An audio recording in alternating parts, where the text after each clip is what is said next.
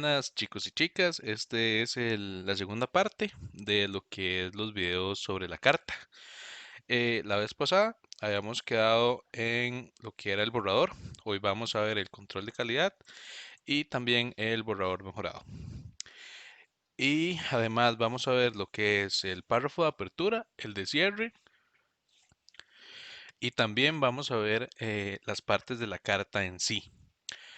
Más que todo, igual como les dije, voy a enfocarme en la teoría para dejar para el final la práctica de hacer las distintas cartas que vamos a ver.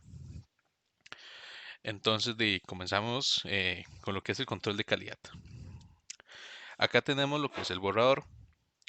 Muy pocas personas preparan un borrador sin errores en el primer intento. Por eso, un vistazo en el borrador es el mejor control de calidad, como les decía la vez pasada. Esta es la gran virtud de la autocrítica, que permite mejorar la calidad del producto. Para hacer las cosas con mayor profesionalismo, colóquese en los zapatos del lector y analice si la carta es clara, cordial, completa y breve. Haga preguntas adicionales. Voy a leer esto y después les voy a dar un tip que es el que yo utilizo. Las preguntas que nos podemos hacer son: ¿es mi carta coherente, correcta, positiva, moderna, motivadora, natural, discreta y veraz? ¿Ganará buena voluntad? Como les decía la vez pasada, que la idea de la carta es que suene positiva, que lleve el mensaje que nosotros queremos dar.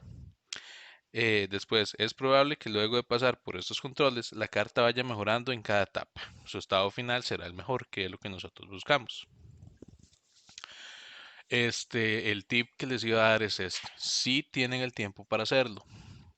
Cuando, digamos, yo tengo que hacer una carta, eh, lo que yo hago es, hago la carta, hago el borrador y como si tengo un par de días o por lo menos unas cuantas horas, es guardo la carta, si la estoy haciendo en digital o en físico, guardo la carta en un cajón, guardo el archivo, me desentiendo de la carta por una hora y en un par de horas, en un par de días, si tenemos el tiempo, ¿verdad? Siempre si tenemos el tiempo, pero con un par de horas uno ya lo vuelve a ver, ya ve todo, digamos, los errores.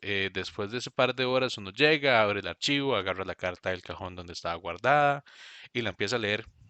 Y ahí uno se va a ir dando cuenta: mira, esto lo puedo escribir de esta manera para que se entienda mejor, esto lo puedo escribir de esta manera, esto se entiende muy, muy raro, esto se ve como muy negativo, todo ese tipo de cosas que uno ve hasta tiempo después.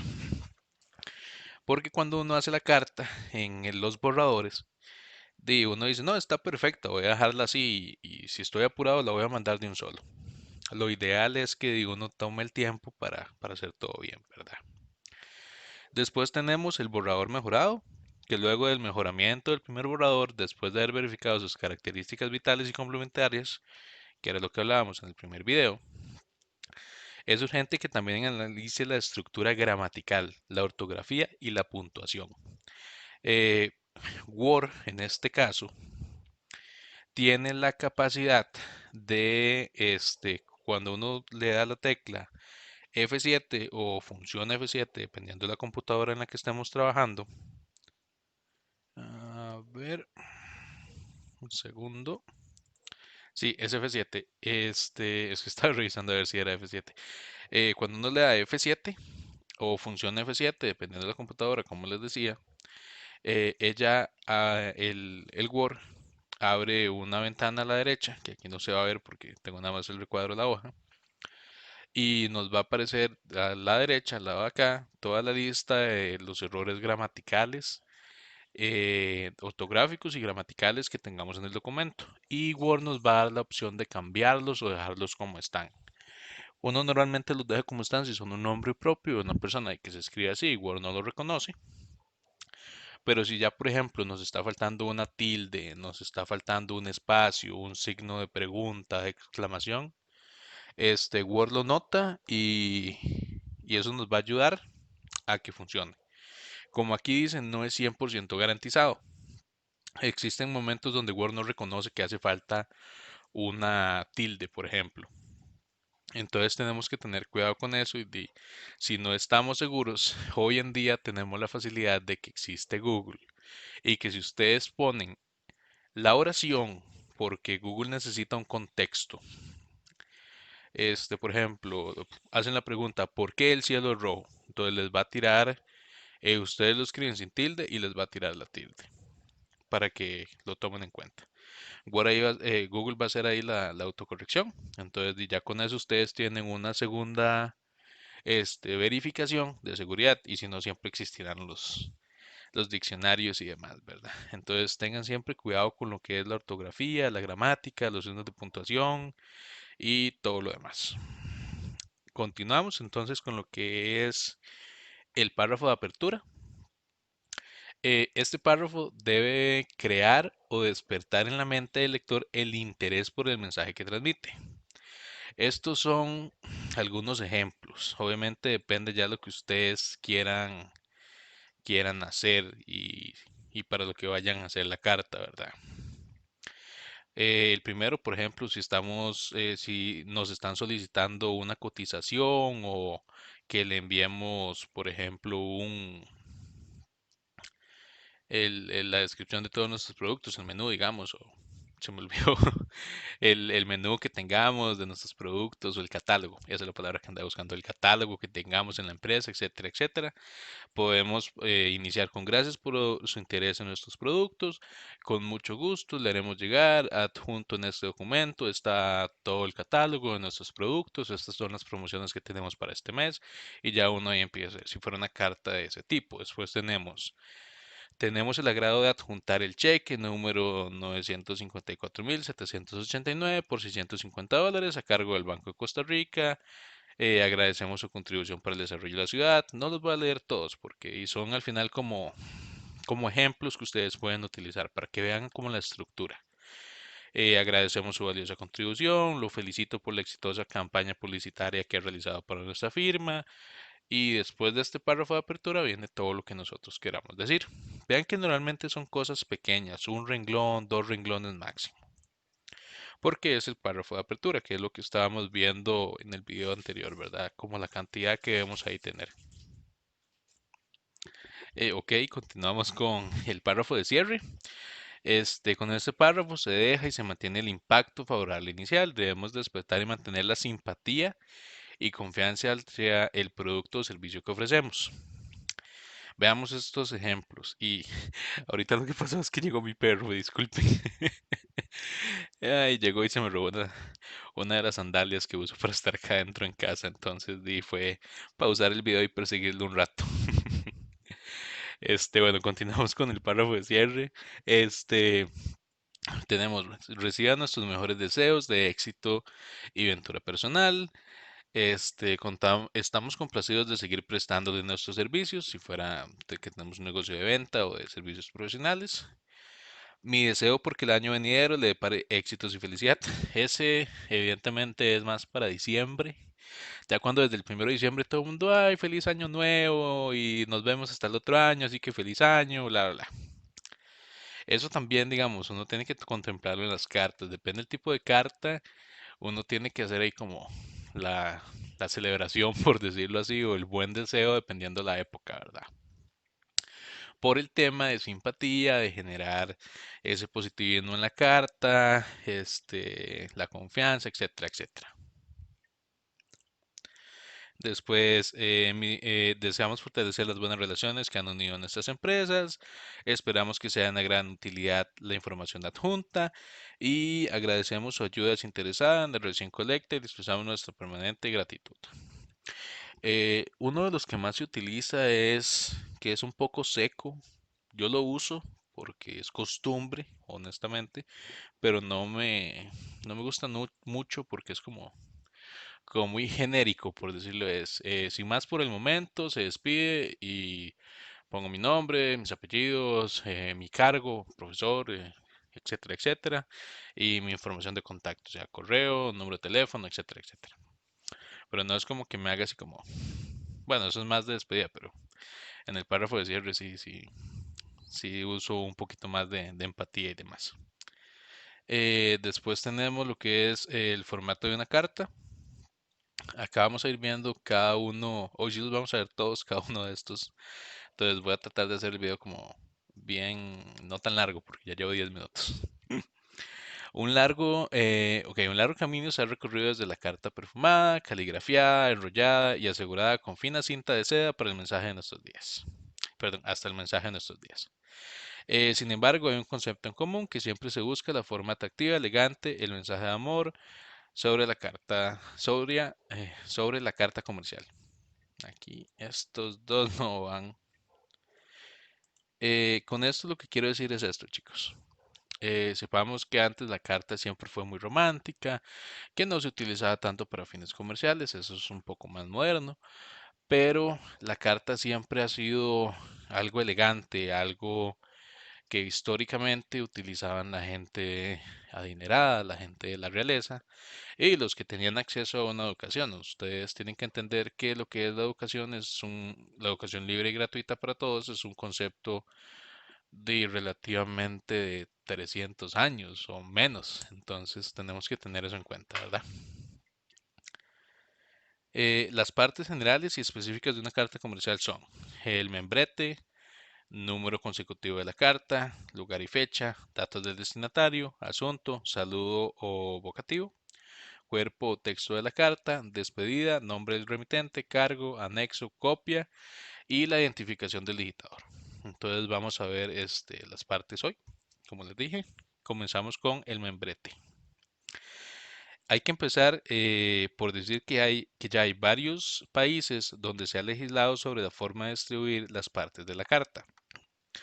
Hay mucha lógica, por ejemplo, en la idea de ubicar el membrete en el borde inferior de una carta y empezar con lo principal, el nombre del destinatario. Como decía, el nombre del destinatario. El membrete está compuesto por la razón social, que es el nombre legal que identifica a la empresa o al, al organismo, si es de empresa pública, o al ministerio, o digamos a lo que pertenezca. El domicilio y dirección. El domicilio se establece con la escritura de constitución o en el registro de la Cámara de Comercio. La dirección está constituida por datos referenciales para la comunicación, nomenclatura domiciliaria, número de teléfono, número de fax, dirección electrónica, entre otros. Publicidad o lemas. Se acostumbra cuando la razón social no es indicadora de la actividad de la empresa. El lema destaca políticas, metas, objetivos, sucesos o actividades. Y esta parte del membrete a menudo se imprime sobre el borde inferior de la carta. Tenemos el logotipo. Acá, para que sepan, estoy utilizando lo que es una imagen de... Es un membrete que utiliza el MEP en la Dirección Regional de Pérez Celedón, pero es como para que vean un ejemplo de... El logo es este, ustedes ya conocen el logo del MEP, que es el símbolo de una empresa eh, y es la parte artística del membrete como tal. El número consecutivo de la carta, regulado por el Código de Comercio en algunos países, y esta parte es útil para la identificación y la denominación numérica como referencia y se aplica en las cartas tanto oficiales como privadas. Este membrete es utilizado en lo que son documentos digitales, entonces no lo tiene. Algunas empresas lo utilizan, otras no. Entonces, para que y si no lo ven, que no se sorprendan de eso. Pero como pueden ver, tenemos, digamos, la identificación, un nombre de la dirección regional, el departamento del cual se está enviando, los números de teléfono y el correo y el logo. Entonces, este sería un ejemplo de membrete para que lo tengan ahí. Después tenemos lo que es el lugar y la fecha, que se acostumbra iniciar la carta con el nombre de la ciudad de origen. La RAE o la Real Academia Española recomienda escribir la fecha en el siguiente orden: día, mes y año. Ustedes saben que las cartas en inglés utilizan el formato estadounidense, que es mes, día y año, que puede llegar a ser un poco confuso, pero para que lo tengan ahí en cuenta. El nombre del mes siempre debe escribirse en minúscula y el año sin coma ni punto, para separar el dígito de 1000. Entonces, ese es un ejemplo: Fortuna Bagaces, 6 de abril de 2000, o Costa Rica, 11 de abril del 2000. Después tenemos los que son datos del destinatario, comprende las siguientes partes: Tratamiento, este puede ser social o académico. El tratamiento me refiero a señor, señorita, bueno, el social que es señor, señorita, señora, estimado, estimada. Y el académico, que ya serán los títulos, que ya los habíamos visto cuando estábamos con el tema del archivo. De doctor, licenciado, ingeniero, profesor, capitán, dependiendo si es alguien del ejército, de la policía o inclusive de bomberos se utiliza. Y se aconseja utilizar un solo tratamiento. No vamos a poner señorita doctora porque suena extremadamente raro para que lo tomen ahí en cuenta.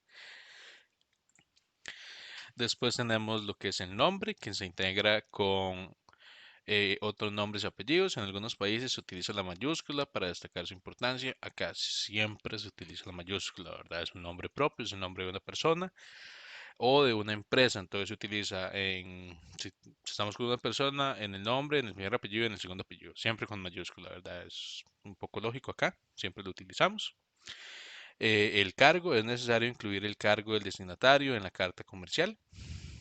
Si es director de recursos humanos, eh, de publicidad o dueño de la empresa, o sea, a quien sea que se lo estamos enviando.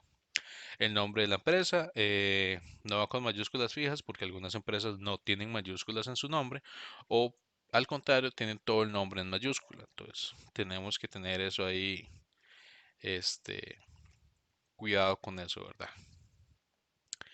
Em, Después, la dirección. Se debe preferir la escritura de la dirección exactamente como aparece en el documento original que se contesta.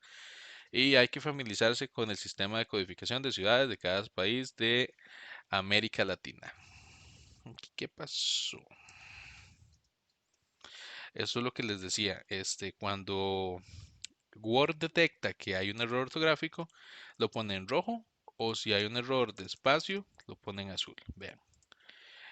América uno le da clic derecho, lo tilda. Ahorita lo arreglo. Pero acá nos va a decir en algún momento, porque a veces funciona, a veces no, que, que necesita el doble espacio. Bueno, no lo tiro. Si no, no me lo tiró, no lo quiso. Es que puse pausa para ver si se veía, pero no. Creo que tal vez en este sí. Es que a veces lo tira, pero... Ajá, aquí lo tiró. El azul significa que hay un error de formato, que también tenemos que tener cuidado con eso es cuando estamos realizando una carta. Nos va a decir que el espacio sigue y que debería ir ahí pegado. Creo que fue que le hice. Sí, mucho espacio. Pero bueno, lo voy a dejar ahí. Ok, perfecto. Ahora vamos a ver algunos ejemplos. Señor Rodríguez Chávez Rodríguez, perdón, Roger Chávez Rodríguez, jefe de Relaciones Públicas, Compañía de Teléfonos 2000, calle 81, número 3042, San José. Después tenemos doctor Steven Gutiérrez, gerente de estudios jurídicos internacionales, Las Begonias 360, Lima 27, Perú. Depende de la empresa en la que ustedes vayan a trabajar, van a tener que acomodarse a lo que son las direcciones de otros países, inclusive otros continentes. Entonces, tienen que tener eso en cuenta de tener siempre el cuidado de cuándo utilizarlo y cuándo hacerlo. Bueno, estos son ya otros dos ejemplillos ahí. Después, lugar de destino. Se debe escribir el nombre de la ciudad y departamento, estado o país. El asunto. El asunto de esta parte no es muy práctica si se escriben caras de un párrafo. Sin embargo, muchas entidades las conservan para facilitar el manejo de los archivos y agilizar la labor de los ejecutivos. En el asunto sí es como a veces se pone y a veces no se pone. Yo diría que dependiendo del contexto que sea. Porque al final es como un párrafo introductorio antes del párrafo introductorio. Entonces sí tiene como su cosilla ahí medio tricky. Pero si ven la necesidad de, por ejemplo, asunto, informe, solicitud de informe, lo pueden poner. No hay ningún problema en que lo lleven. Después tenemos el saludo o vocativo. En esta parte hay que diferenciar entre un mensaje parecido de un saludo y otro precedido de un vocativo. Al respecto, Walton, una autoridad de comunicación, aconseja: una carta debe parecerse al diálogo amistoso que sostienen dos personas que se encuentran de súbito en la calle, se saludan, conversan y se despiden, que es lo que les he venido diciendo. Y esa comunicación debe de ser amena. Con saludo, cordial saludo, señor Torres, un saludo cordial para usted. Este documento me lo ha hecho de rato. Afectuoso saludo, señora, que es un estilillo más moderno. Y convocativo, estimado señor Torres, distinguido doctor López, apreciada señora Martínez. Ven la diferencia, que el segundo es, como dice ahí, un estilo más tradicional, pero como más estimado señor, tanto tiempo sin verlo. Y el otro es hola, como más afectuoso, más hola, mucho gusto, espero que se encuentre bien. O sea, algo más común de utilizar en una conversación que se pueda dar en la calle, por decirlo así. Después tenemos el cuerpo o texto de la carta. El número ideal de párrafos es de 3, como ya los habíamos hablado. Eh, como decía P. Lombarna, aperitivo, plato fuerte y postre, es decir, la introducción, el desarrollo del tema y la conclusión. Lo mismo de arriba. Tengan en cuenta las características vitales y complementarias, el buen lenguaje, las relaciones humanas y todos los factores de corrección.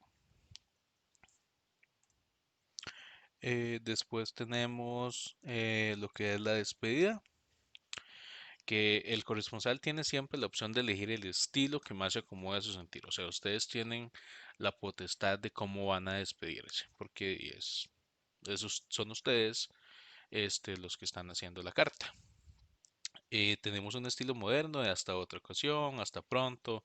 Agradecer su respuesta ahí como para decir, necesito como rapidillo, entonces si me pueden ayudar sería perfecto.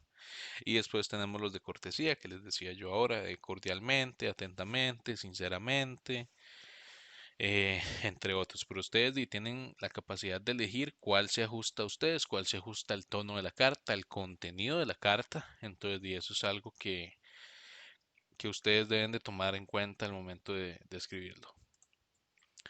Después tenemos el nombre del remitente, que se emplea el mismo tipo de letra que se usa para escribir el nombre del destinatario. Encima del nombre va la firma del remitente, que normalmente somos nosotros o nuestro jefe o la persona que nos solicite que le hagamos la carta.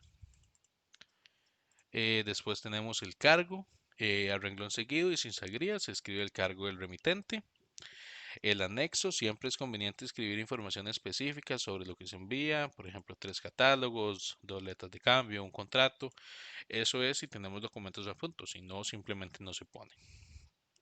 Copia, se escribe la abreviatura CC, que significa copia al carbón. Es algo que quedó inclusive se ve en lo que son los correos electrónicos, porque ya no se utiliza copia al carbón, ¿verdad? Ya no se hacen las copias así. Pero es algo que quedó ahí como tradición ponerlo y nunca se cambió, básicamente. Y ahí viene que con la desaparición, etcétera, etcétera. Identificación del digitador. En razón del cambio tecnológico ya no se puede hablar de mecanografía. El término digitación es más acorde con esta tarea para identificar a la persona responsable de la digitación de una carta. Se acostumbra en Colombia, Puerto Rico, República Dominicana y Panamá el uso del nombre y la inicial del apellido si es mujer y la inicial del nombre y el apellido si es varón. Cuando opte por el método tradicional se escriben las iniciales en minúscula y sin punto, ni en medio ni al final. Aquí algunos ejemplos.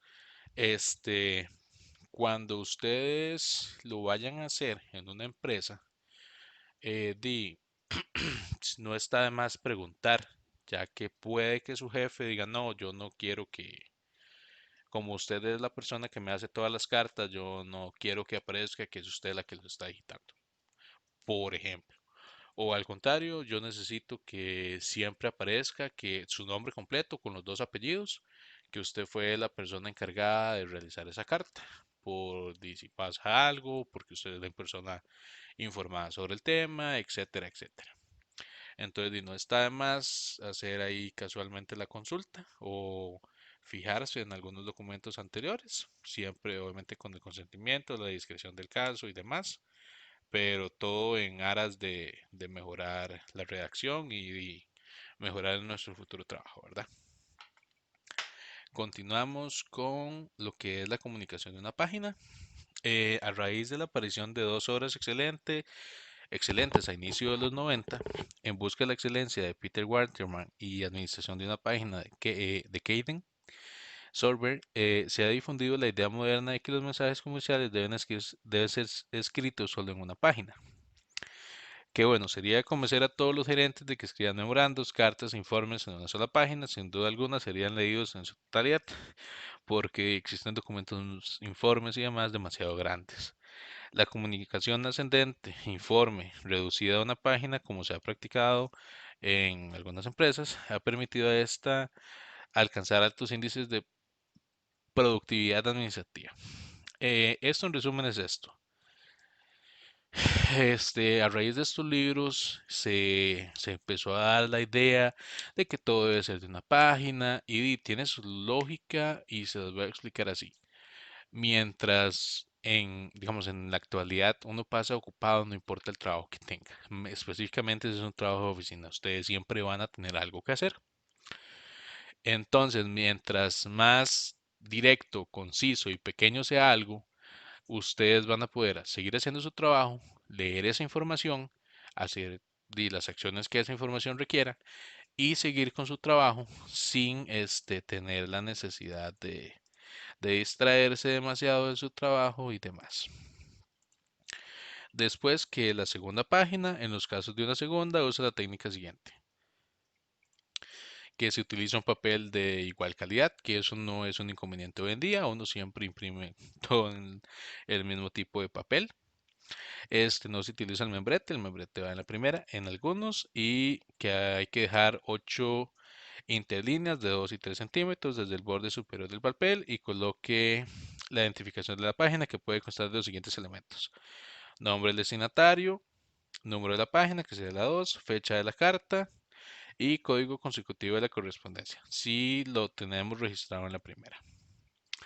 Pero esto, como honestamente y básicamente uno se maneja con correos electrónicos en todas las empresas, ustedes no lo van a tener que usar a menos de que vayan a hacer algún documento en específico, que tengan que enviar una carta a algún lugar. Pero en lo que es el correo electrónico, básicamente es hacer bien la estructura. Se utiliza en un correo una estructura muy parecida a la de la carta, que creo que más adelante lo vamos a ver. Espero que me dé el tiempo para verla, si no yo ahí saco para que eso quede bien claro, porque es muy importante. Pero la idea al final es que la comunicación se da a entender, sea clara, sea concisa, como lo veíamos la semana pasada. Esas serían como las partes de la carta que vamos a ver en el próximo video, porque lo voy a dejar hasta acá. En el próximo video lo que vamos a ver ya son los formatos de cartas específicas, cartas de cotización, carta de compra, carta de venta, entre otras por ahí que a ustedes les van a ser muy útiles y son como las más utilizadas en las distintas empresas. Pero por ahora vamos a dejarlo hasta acá. Y chicos, ya saben, cualquier duda, consulta o pregunta, no duden en ponerme un mensaje, en escribirme. Si no han terminado alguna guía de trabajo de las anteriores, simplemente me ponen un mensaje y vemos qué se puede hacer. Pero no duden en escribirme y espero que pasen una bonita semana.